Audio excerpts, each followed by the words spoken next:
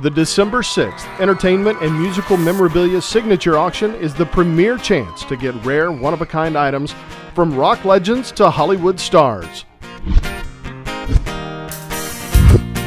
What is believed to be the world's first car that became an officially licensed Batmobile was conceived and customized starting in 1960 by 23-year-old Forrest Robinson. The 63 Batmobile is the earliest known car in existence that was sanctioned by a DC Comics licensee. It has features seen in DC's Batman comics from the 1940s and 50s, including the prominent front-end bat nose and rear-end single fin. Early in 2014, the long-forgotten 63 Batmobile debuted at the renowned Sacramento Autorama. It won first place in the hand-built sports car class. This almost 100-year-old handmade costume worn by Theda Bara, as she portrayed Cleopatra, has countless faux pearls, colored stones, and elegant beads, and is further embellished with a long silver mesh panel attached to the center of the bra, which falls to the floor. A couple of watercolor paintings signed by Dan Sayre Grossbeck from Gone with the Wind. The first is Lot 89069, rendered on an illustration board depicting Scarlett O'Hara wearing a bright pink dress as she stands among the wounded soldiers, and signed in the upper right corner. Second is Lot 89070, a rendering on an illustration board depicting Scarlett O'Hara wearing her beige linen shirt in the streets of Atlanta after she leaves the hospital. Grossbeck created these pieces with many purposes related to the film, including use in the original premiere program, use in the artwork for the original film poster, and use at the 1939 premiere.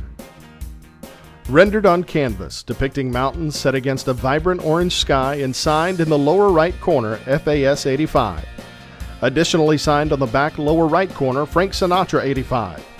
Included with a note handwritten, likely by Sinatra himself, on a piece of oversized brown paper reading in full, "Doc, here is your picture. Now stop hollering at me.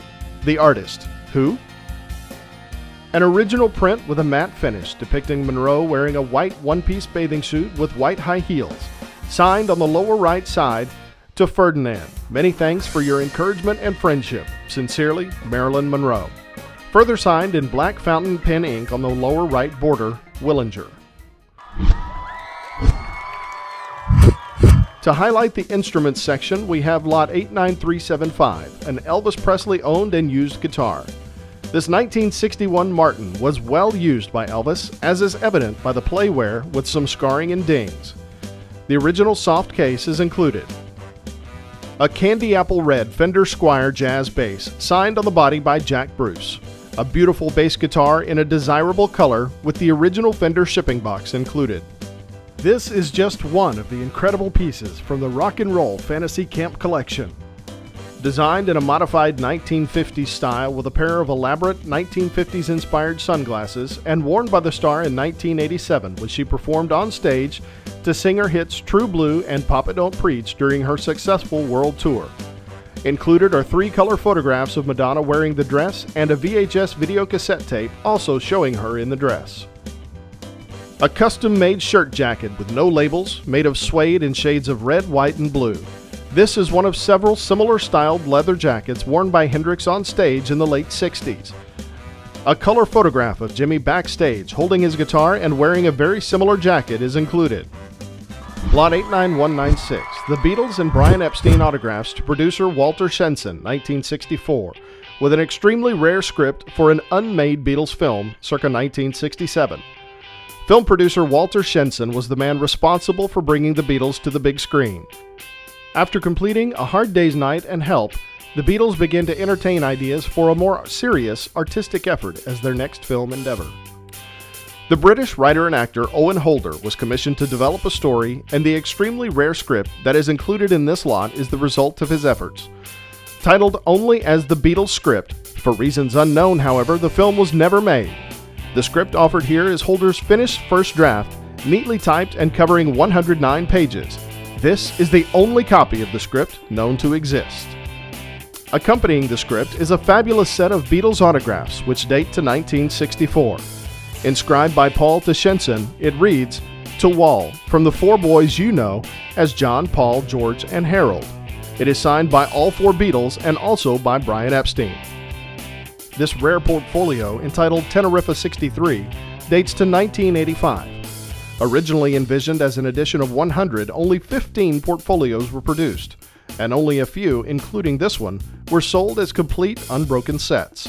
Each print is signed by Kircher and numbered 11 of 100, and also included is a signed, dated, and sealed certificate from the photographer. Also, be sure to check out the more than 200 Beatles rarities available in this auction.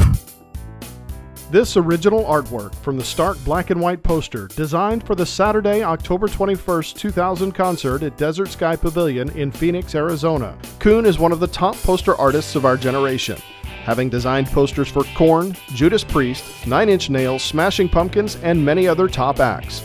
Signed on the back in pencil, Pearl, L. Kuhn, 9100. The Temptations were riding high on their hit single Cloud 9 at the time of this LA Forum show, which also featured soul singer Jerry Butler. The first printing poster is on cardboard and is in very good condition. Undoubtedly one of the most important albums in the history of hip-hop, Snoop Dogg's debut Doggy Style.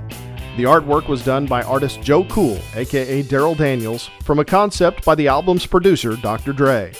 The airbrushing of the cover was added by artist Christopher Birch in collaboration with Joe Cool. This is an incredible and rare piece of music history, which has never before been offered at auction. Bidding is now open with the live auction on December 6, 2014. For more information and detailed images, log on to ha.com/7096. Thank you and good luck.